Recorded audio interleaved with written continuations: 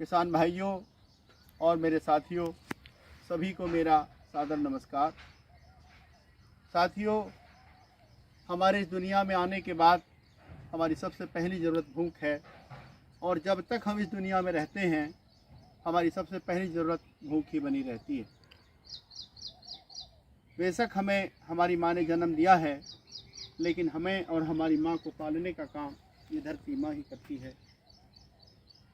क्योंकि हमारे सुबह को बिस्तर से उठने के बाद और शाम को बिस्तर पर सोने के लिए जाने तक हमें जिन चीज़ों की ज़रूरत पड़ती है वो सब चीज़ें परोक्ष या अपरोक्ष रूप से हमें धरती से ही मिलती हैं।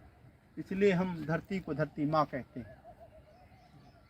हमारी अपनी माँ और धरती माँ दोनों एक जैसी ही हैं। सिर्फ फ़र्क इतना है कि हमारी अपनी माँ घर में रहती है, और हम सब जानते हैं कि माँ एक स्त्री है, और हम ये भी जानते हैं कि माँ यानी कि स्त्री श्रृंगार करती है, यानी कि श्रृंगार करके रहना पसंद करती है। मतलब जब स्त्री श्रृंगार करती है तो वह अपने में खुश रहती है और गर्व महसूस करती है कि मैं खुश हूँ। और जब घर की स्त्री खुश रहती है तो परिवार के सब लोग खुश रहते हैं। यानी कि जब स्त्री खुश रहती है तो परिवार में सब कुछ ठीक चलता है। मतलब ये कि परिवार को ठीक ठाक चलाने के लिए स्त्री का यानी कि माँ का खुश रहना बहुत ज़रूरी है।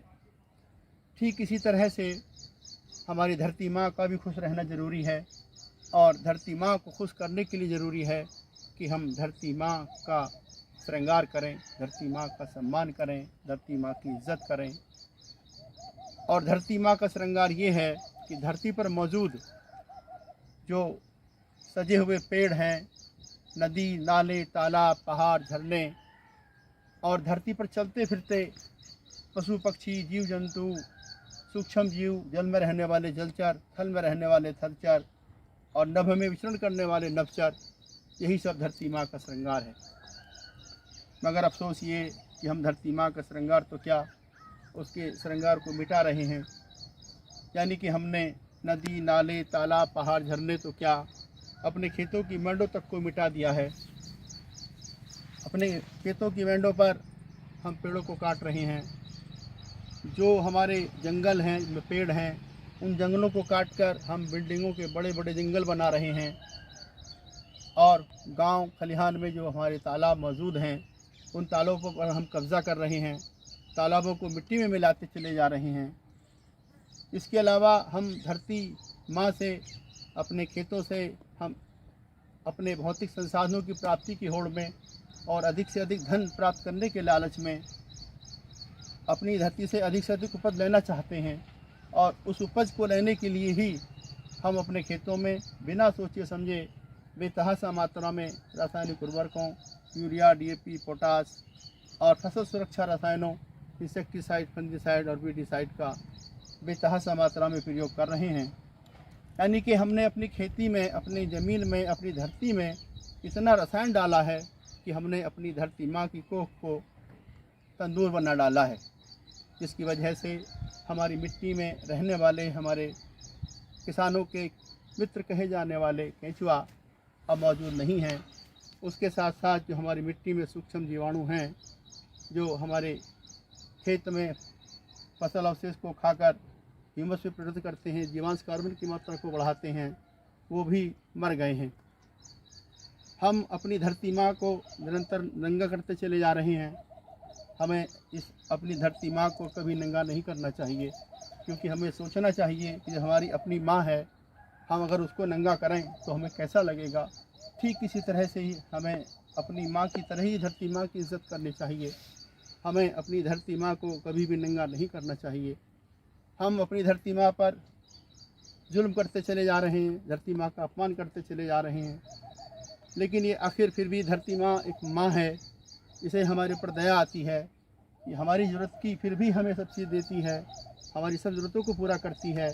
शायद इस धरती माँ को हमारी खुशी में ही खुशी होती है, इसलिए धरती माँ हमें फिर भी सब चीज़, खाने पीने के लिए हमारी ज़रूरत की सब चीज़ें हमें मुहैया कराती रहती है। हमें चाहिए कि हम धरती माँ पर जुल्म करना बंद करें, धरती माँ का अपमान करना बंद करें। हम धरती माँ का इज़्ज़त करें, धरती माँ का सम्मान करें, धरती माँ के श्रृंगार को बरकरार रखें। हमें चाहिए कि हम धरती माँ पर एक ऐसा वातावरण बनाएं, एक ऐसा परिवेश बनाएं जहाँ पहले की तरह नाना प्रकार की रंग बिरंगी तितलियाँ, मधुमक्खियाँ, रमजी गुड़िया, केंचुआ, गुबरैला मौजूद हों। हमारे गांव खेत खलिहानों में जो पुराने तालाब हैं उनमें निर्मल जल भरा रहे और उसमें रहने वाले जीव, मछली, मेंढक, कछुआ सब मौजूद हों। हमारे गांव खेत खलिहानों में नाना प्रकार की चिड़िया, गौरैया, तोता, मैना, तीतर, बटेर, हंस, गिद्ध सब मौजूद हों। यानी कि प्रकृति में जो हमें भगवान ने दिया है वो पहले की तरह से सब मौजूद रहे। इसके लिए हमें चाहिए कि हम अपने खेतों की मोटी मोटी मेंढ बनाएं ताकि वर्षा का जो जल है वो जब धरती पर आए तो हमारे खेतों से बाहर न जाने पाए और हमारी धरती माँ की कोख कभी प्यासी न रहे। जो मेंढ हम बनाएं उन मेंढों पर अपनी इच्छा के अनुसार, अपनी ज़रूरत के मुताबिक पेड़ लगाएं ताकि उन पेड़ों पर पक्षी अपना बसेरा बना सकें और हमारे खेतों की, हमारी फसलों की देखभाल कर सकें। इसके साथ साथ हमें चाहिए कि हम अपने खेती करने के साथ साथ पशुपालन अवश्य करें। अपने खेतों में गोबर की खाद, हरी खाद, कंपोस्ट खाद का प्रयोग करें। अपने खेतों में फसल अवशेषों को बिल्कुल न जलाएं, बल्कि फसल अवशेषों को खेतों में ही पड़ा रहने दें।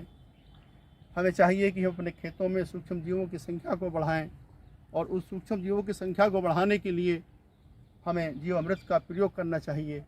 इसके अलावा हमें चाहिए कि हम अपने खेतों में अपने परिवार की आवश्यकताओं के अनुसार, परिवार के सदस्यों के स्वास्थ्य को ध्यान में रखते हुए, मिट्टी के स्वास्थ्य को ध्यान में रखते हुए और पर्यावरण स्वास्थ्य को ध्यान में रखते हुए, पशुओं के स्वास्थ्य को ध्यान में रखते हुए फसल चक्र अपनाकर परंपरागत तरीके से प्राकृतिक खेती करें।